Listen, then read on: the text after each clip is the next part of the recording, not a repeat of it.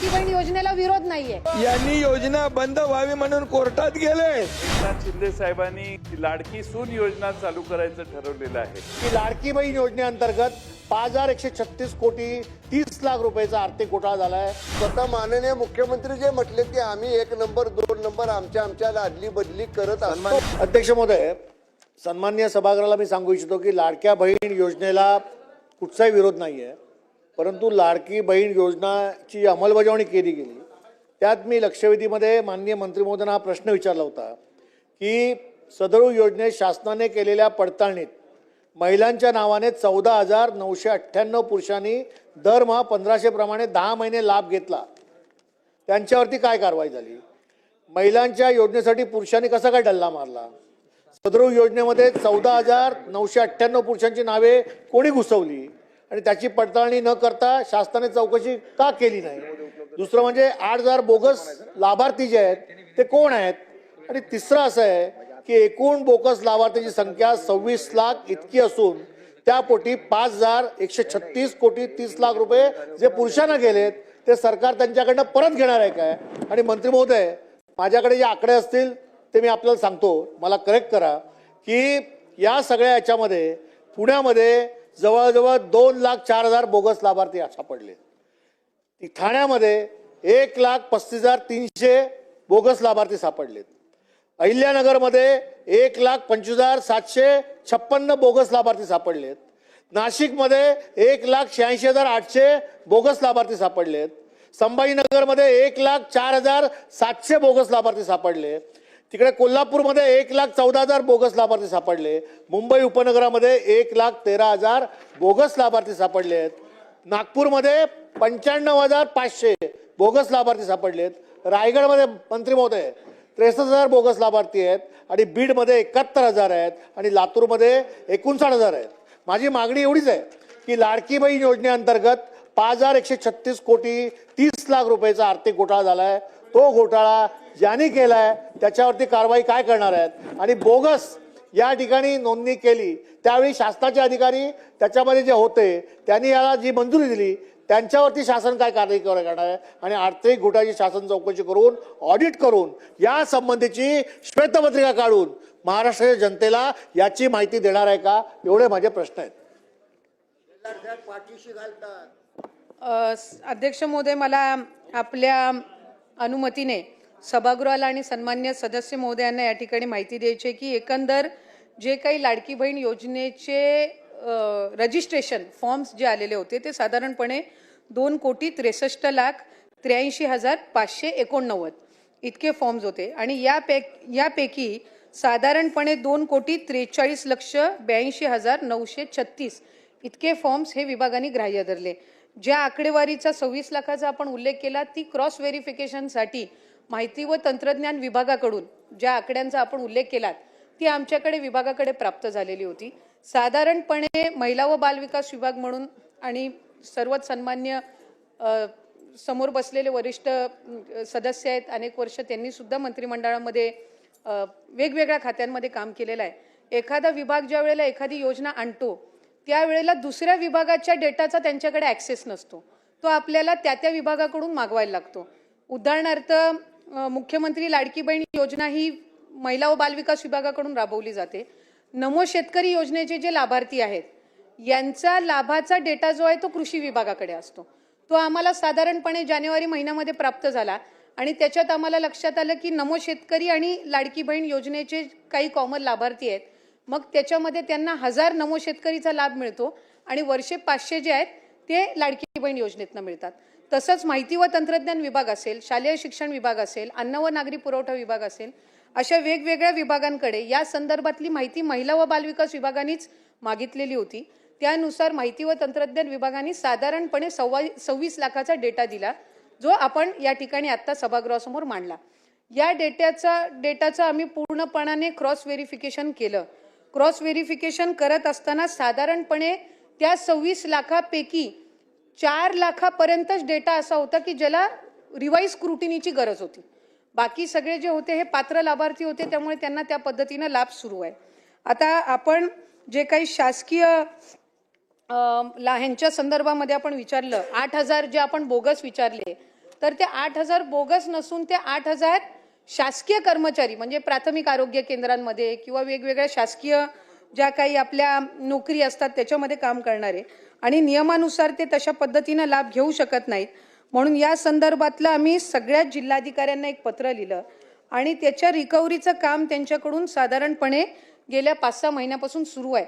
म्हणजे मी इथे सांगलीचं सुद्धा आपल्याला उदाहरण देऊ इच्छिते की सांगलीमधले सुद्धा प्राथमिक आरोग्य केंद्रामधले किंवा इतर शासकीय याच्यामध्ये काम करणारे जे आहेत त्यांची सुद्धा रिकव्हरीची जी काही प्रक्रिया आहे ती त्या ठिकाणी 10,500 असतील, कोणाचे 4,500 असतील, म्हणजे ज्या ज्या महिन्याला त्यांना वितरित झाले त्यानुसार आहे. आणि ही प्रक्रिया साधारणपणे 2 महिन्याच्या कालावधीमध्ये सगळ्या जिल्ह्यांची पूर्ण होईल.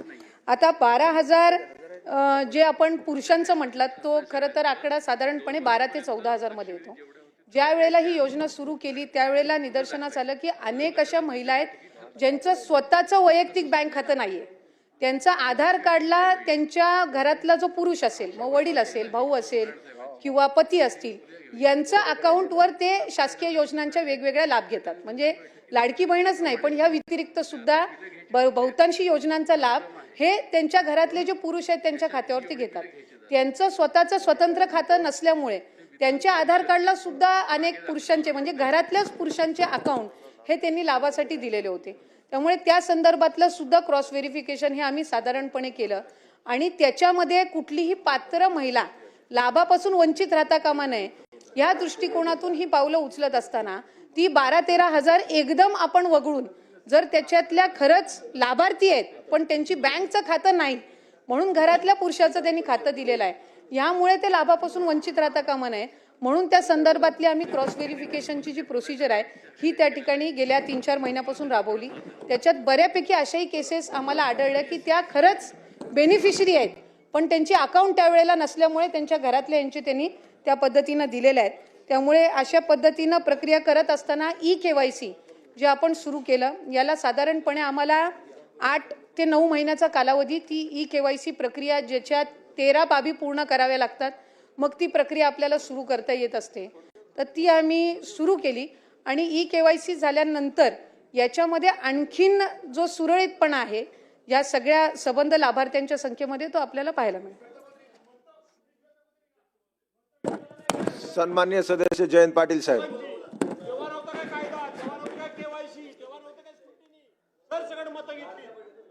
अध्यक्ष महोदय, मंत्री महोदयांच्या उत्तरातच कबुली जबाब आहे. विधानसभेच्या निवडणुकीच्या आधी ज्या घोषणा केल्या त्यामध्ये दुसरा कोणताही लाभ घेतलेला नसला पाहिजे अशी कंडिशन होती का? मग होती तर ज्यांनी असा लाभ घेतला ते अधिक दोषी ठरतात आणि ते दोषी ठरत असतील तर त्यांचे पैसे परत घेण्यापुरतं हे मर्यादित प्रकरण राहणार नाही. तर त्यांना अशी सिच्युएशन असताना मी दुसरीकडून लाभ 500 रुपयाचा घेतोय आणि तरी मी तुमच्याकडून 1500 मागितले आणि ती कंडिशन असेल तर त्या सगळ्यांच्यावर तुम्ही गुन्हे दाखल करणार काय? असं व्हेरिफिकेशन न करणाऱ्या अधिकाऱ्यांच्यावर तुम्ही गुन्हे दाखल करणार काय? आणि तिसरं म्हणजे सन्माननीय एकनाथ शिंदे साहेबांनी काल परवा पेपरला मी काल वाचलं की लाडकी सून योजना चालू करायचं ठरवलेलं आहे. बरोबर आहे? लाडकी सून, सुरक्षित सून, सॉरी मी लाडकी, आता लाडकं काय इलेक्शन असल्यामुळे लाडकं काय करायची गरज नाही, तर सुरक्षित सून अशा योजनेचा समावेश. बरोबर आहे, मी पाठिंबा आहे तुम्हाला माझा कायम पाठिंबा आहे, काय प्रॉब्लेमच नाही. त्यामुळं अशी नवी योजना करण्याच्या आधी अशा कंडिशन्स करा. पण पहिला प्रश्न माझा जो आहे की ज्यांनी असा चुकीचे फायदे घेतले, पुरुषांची नावं देऊन, तुम्ही आता काय म्हणताय KYC करतोय, KYC त्यांना अप्रूव्ह करण्याच्या आधीच तुम्ही करायला पाहिजे होतं.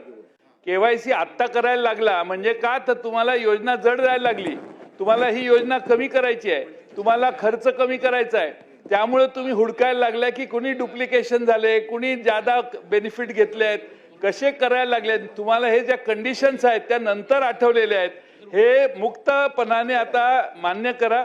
आणि आपण आता नक्की कोणतं धोरण स्वीकारणार आहात आणि या सर्वांवर तुम्ही गुन्हे दाखल करणार का याचं उत्तर द्या. जयंत पाटील साहेबांनी या ठिकाणी ज्या बाबींचा म्हणजे उल्लेख या ठिकाणी केला, मी सर्वात पहिला जो लाडकी बहीण योजनेचा शासन निर्णय काढला त्यामध्येच या सगळ्या बाबी समाविष्ट केलेल्या होत्या. आणि साधारणपणे मी आपल्याला पुन्हा एकदा सभागृहाला माहिती देऊ इच्छिते की टोटल रजिस्ट्रेशन जे आलेलं होतं ते 2,63,83,000 होतं. त्यापैकी 2,43,42,936 म्हणजे जवळपास 20-22 लाख जे रजिस्ट्रेशन फॉर्म्स होते हे त्यावेळेला सुद्धा त्याचं रेक्टिफिकेशन झालेलं होतं.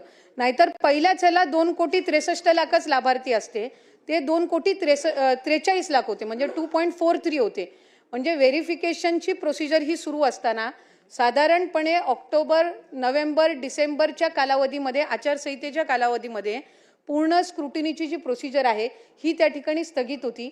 आणि त्याच्यानंतर जानेवारी महिन्यामध्ये ज्या वेळेला सगळ्या विभागांना आम्ही त्या संदर्भातलं, खरं तर ऑक्टोबर महिन्यामध्येच त्या संदर्भातलं सगळ्या विभागांना पत्र आम्ही क्रॉस व्हेरिफिकेशन डेटासाठी दिलं होतं. कारण इतर विभागांचा डेटा हा आपण ॲक्सेस करू शकत नसतो एखादं डिपार्टमेंट.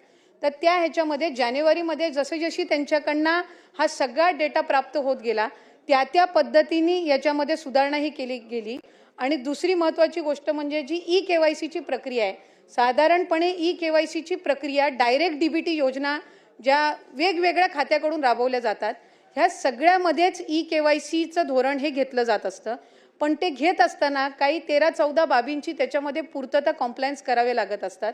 त्या दृष्टिकोनातून हा 7-8 महिन्याचा कालावधी जरी लागला तरी ज्या विभागाकडून आम्हाला जानेवारी महिन्यापासून डेटा मिळाला त्या पद्धतीनं त्याचं क्रॉस व्हेरिफिकेशनची सुरुवात केली. आजही ई-KYC प्रक्रिया करत असताना 31 डिसेंबरपर्यंत त्याची शेवटची मुदत आहे. पण साधारणपणे 1.25 कोटीपेक्षा अधिक महिलांची ई-KYC झालेली आहे. म्हणजे पुढच्या 15-20 दिवसाच्या कालावधीमध्ये पण जी लाभार्थ्यांची संख्या आहे त्यांना ई-KYC करण्याच्या संदर्भामध्ये निवडणुकीचा विषयच नाही.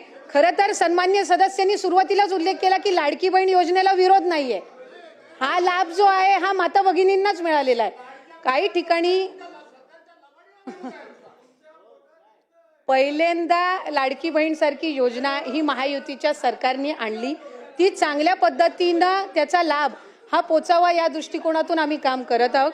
आणि मला सन्मान्य सदस्य महोदयांना सुद्धा, भास्करराव जाधव साहेब असतील आणि इतर सगळ्यांना सुद्धा सांगायचंय की या योजनेला 1 वर्षापेक्षा कमी कालावधी झालेला आहे आणि सर्वात जास्त लाभार्थी असणारी ही योजना, त्याच्यामुळे वर्षभराच्या कालावधीमध्ये याच्यामध्ये काही त्रुटी, सुधारणा ह्या सगळ्या बाबींवर आम्ही लक्ष केंद्रित करत आहोत. धन्यवाद.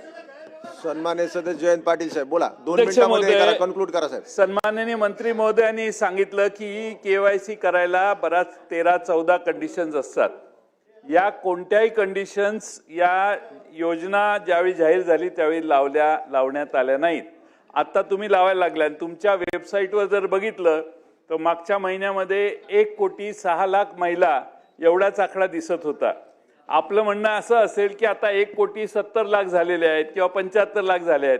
म्हणजे जसं ई-KYC होईल तसं चाललंय. त्यामुळं अर्थ खात्याच्या ते किती तुमचा आढावा घेतात मला माहित नाही. पण अध्यक्ष महोदय, ई-KYC उशिरा करणं, चुकीच्या लोकांना लाभार्थी देणं आमचा लाडक्या बहिणीला पाठिंबाच आहे. आमचा एकनाथ शिंदे नाही पाठिंबा आहे. काय प्रॉब्लेम नाही ना बघा. त्यामुळं सगळ्यात राज्य सरकार तुमचं येण्यात फायदा झाला लाडक्या बहिणीचा. पण 1 नंबरचा आमचा माणूस 2 नंबरला जाऊन बसला, हा तोटा महाराष्ट्राचा मोठा झालेला आहे. त्यामुळं ह्या ई-KYC व्यवस्थित केल्या नाहीत यासाठी तेव्हापासून ज्या मंत्री महोदय होत्या त्यांना जबाबदार धरलं पाहिजे. आणि हे सगळं जे झालेलं आहे ते माझं पूर्ण होऊ दे.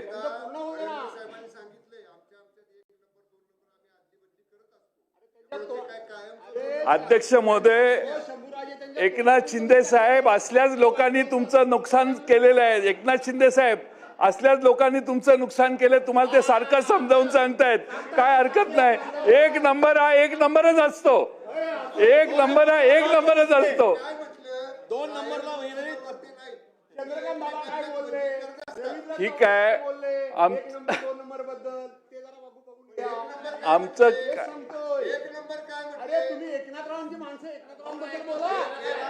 नाही नाही आपसात अध्यक्ष बोलू नका, महोदय आपसात अध्यक्ष बोलू नका. महोदय माझ्या अध्यक्ष राज्यात मला महाराज. संरक्षण द्या तर म्हणून माझा अध्यक्ष पाटील साहेब, महोदय तुम्ही बोला. प्रश्नाला महोदय सन्माननीय बोलू द्या मंत्री त्यांना. महोदयांनी बोलू द्या उत्तर मंत्री दिलं महोदय. नाही की ज्यांनी चुकीची केवायसी भरली किंवा भरली नसेल त्यांच्यावर आपण गुन्हे दाखल करणार का आणि दुसरा प्रश्न म्हणजे अध्यक्ष महोदय या योजनेने गिरीश महाजन साहेब या योजनेने काय परिणाम झाला तर तुम्ही सगळे इकडे येण्याच्या म्हणजे झोल्यात होता पण तिकडे गेला त्याला जो प्रमुख ज्याने हे तुम्हाला योजना आणायचं काम केलं त्या माणसावर अन्याय होतोय असं आता अलीकडे आम्हाला वाटायला लागले त्यामुळं आता ते देसाई शंभूराजे काय म्हणतायत की 1 नंबरचा 2 नंबर जाईल तर 2 नंबरचा 1 नंबरही जाऊ शकतो ते आता 1 नंबर इथं नाहीये म्हणून असं तुम्ही म्हणताय त्यामुळे 2 नंबरचा माणूस 1 नंबरला जाणार आहे या 5 वर्षात एवढं तुम्ही जाहीर करा आमचं काही म्हणणं नाही अजून डबल 1500चा 2100 हा शेवटचा प्रश्न 1500चा रक्कम 2100 कधी करणार हे आम्हाला जाहीर करा सन्मान्य सदस्य नाना पटोले साहेब बोला. मंत्री महोदय लक्षवेधी चालू आहे. आमच्यामध्ये नंबर आमचे बदलत असतात त्यामुळे आम्ही म्हणतोय असं नाही स्वतः माननीय मुख्यमंत्री जे म्हटलेत की आम्ही 1 नंबर 2 नंबर आमच्या अदली बदली करत असतो. सन्मान्य सदस्य नाना पटोले साहेब सुरू करा तुम्ही.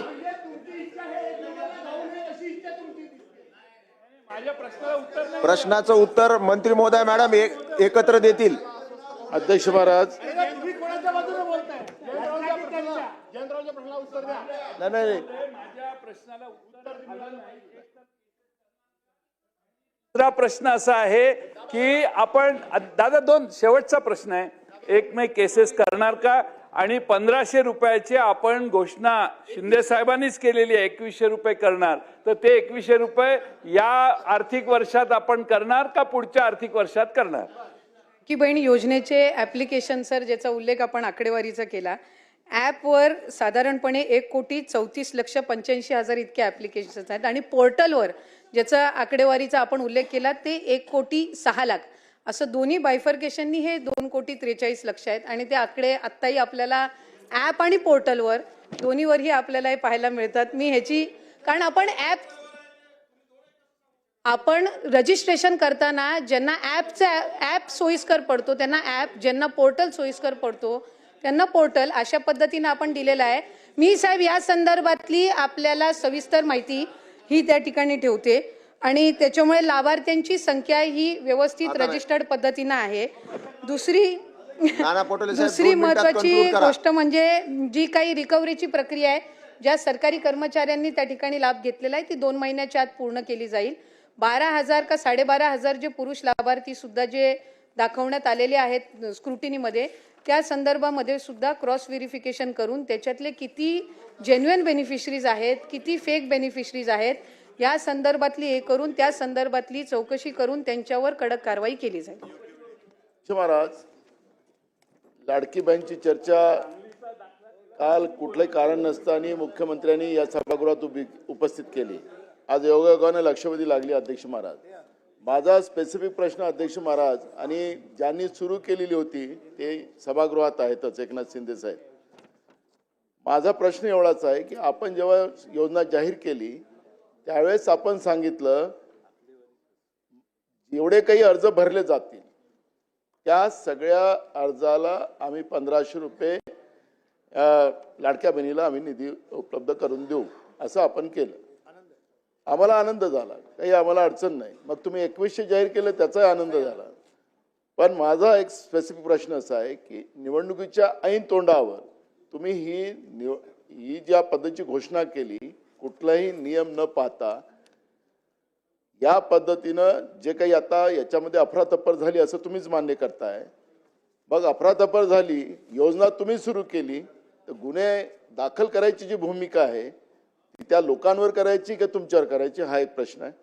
एक तुम्ही 2100 करणार का दुसरा प्रश्न आणि तुमची ॲप आणि पोर्टल याच्यामध्ये हे आकडे फरक का दिसतात? म्हणजे ही योजना जशी ज्या उद्देशाने तुम्ही सुरू केली, जी गडबड तुम्ही लोकांनी केली, ती आता या पाणी पोर्टलमध्ये आपल्याला पाहायला मिळते आहे. मग या योजनेमधले लाभार्थी नेमके कोण आहेत ते पण कळायला पाहिजे. नाही, उत्तर द्या ना, देऊ द्या ना. या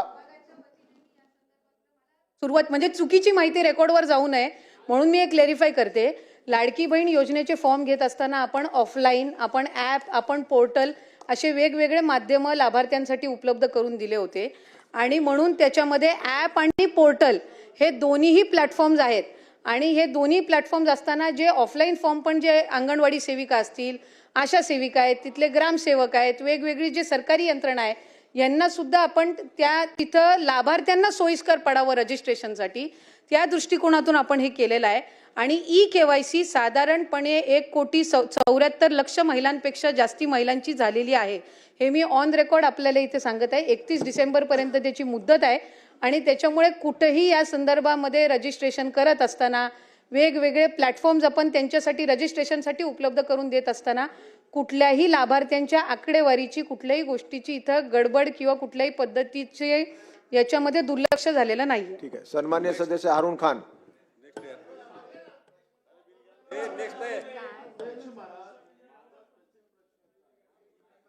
केलं अध्यक्ष महाराज, त्यांनी आता मान्य प्रश्नाचं केलं. उत्तर दिलं ना. अध्यक्ष 10 महाराज, मिनिटं त्यांनी मान्य चालू आहे केलं. लक्षवेधी. 15 त्यांनी मिनिटं मान्य केलं. आशा वर्कर, अंगणवाडी सेविका, ग्रामसेवक आम्ही सगळ्यांना कामाला लावलं. यांनी टार्गेट दिलं होतं अध्यक्ष महाराज त्यावेळेस, एवढे फॉर्म भरलेच पाहिजे आणि त्या पद्धतीने त्यांनी फॉर्म भरलेत आणि बोगस भरले. तुम्ही टार्गेट दिलेलं होतं आणि मग तुमचं आता टॅब आणि या दोन्ही त्याच्यात फरक जाणवत आहे.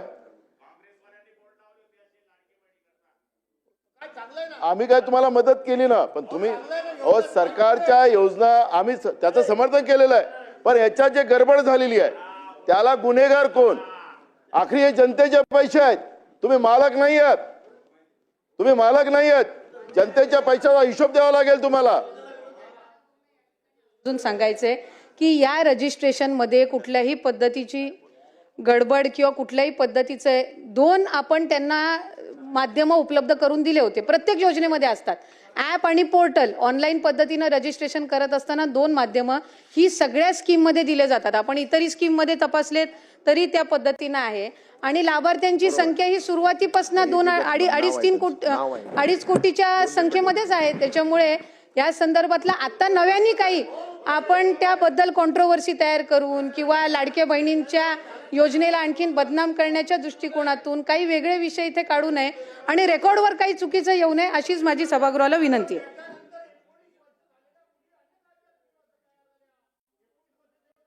ती संख्या वाढायला पाहिजे, कमी कशी होते? याचा अर्थ फ्रॉड झालाय, गडबड झाले, भ्रष्टाचार झालाय, चुका झाल्या आहेत. राजकारणाकरता, सगळ्या करता, मतांकरता महाराष्ट्र राज्य लुटण्याचं तुम्ही काम केलं आणि तुम्ही समाधानकारक उत्तर देत नाही म्हणून आम्ही तुमचा निषेध करतो. चला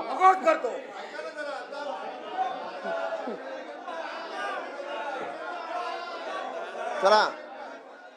अध्यक्ष नाना, तुम्हाला ऐकायचंय ना? लक्षवेधी 7 आणि 8. एक मिनिट. लक्षवेधी अध्यक्ष 7 आणि 8 महोदय, पुढे ढकलण्यात येत आहे. अध्यक्ष महोदय, नाना आता बसा. आपण विधेयक घेऊ. बिल थांबा अध्यक्ष. थांबा 1 मिनिट. राज्याचे अरे बाबा. उपमुख्यमंत्री शिंदे साहेब काय बोलतायत? लक्षवेधी संदर्भात, लाडक्या बहिणीच्या संदर्भात नाना आपल्या आदिती तटकरे यांनी व्यवस्थित उत्तर दिलं. ऐका ना.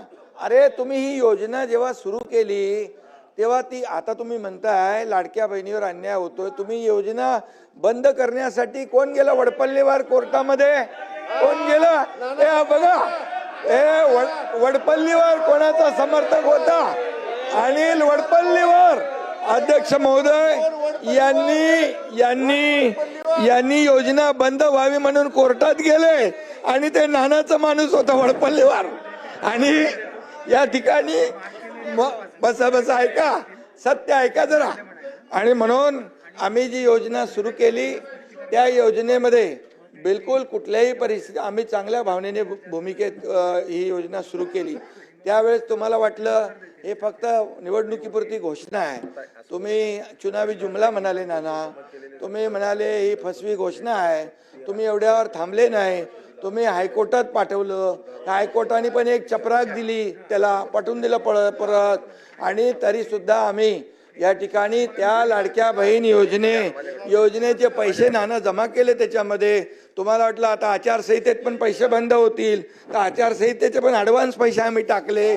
आम्ही पण बरोबर डोकं लावून काम केलं, लाडक्या बहिणींना पैसे मिळाले पाहिजे म्हणून, आणि लाडक्या बहिणींनी तुमचा टांगा पलटी केला आणि पार असं लँडस्लाईड मॅन्डेट दिलं की म्हणून आता बघा, आदितीने जे उत्तर दिलं आमच्या मंत्री महोदयांनी, अतिशय स्पेसिफिक प्रश्नांना उत्तर दिलंय.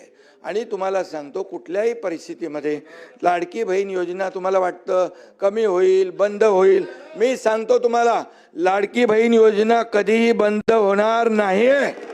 आणि सांगतो तुम्हाला, तुम्ही 2100 रुपये बोलले, योग्य वेळी आम्ही जे जे बोललोय ते सगळं पूर्ण करणार नाना. कारण लाडक्या बहिणींमुळे तुम्ही जे नाही, लाडक्या तुम्ही खोडा घालायला प्रयत्न केला की नाही, लाडक्या बहिणीने चांगला जोडा दाखवला की नाही, लाडक्या बहिणीने काय चांगला जोडा दाखवला की नाही, विधानसभेत दाखवला की नाही.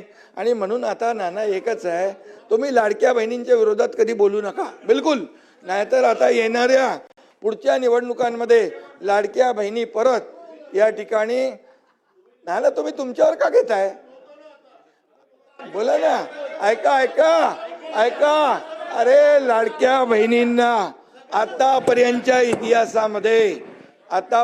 इतिहास किती वर्ष होतं हो काँग्रेसचं सरकार, आतापर्यंतच्या इतिहासामध्ये कधी अशी योजना सुरू केली? आम्ही सुरू केली. त्याला हिंमत लागते, धाडस लागतं, आणि लोकांचे पैसे लोकांना देण्याची दानत लागते. ती दानत आम्ही दाखवली. आणि म्हणून या ठिकाणी तुम्हाला सांगतो, लाडकी बहीण योजना कधी बंद होणार नाही. जे आम्ही बोललोय ते पूर्ण करणार आणि करणार. योग्य वेळी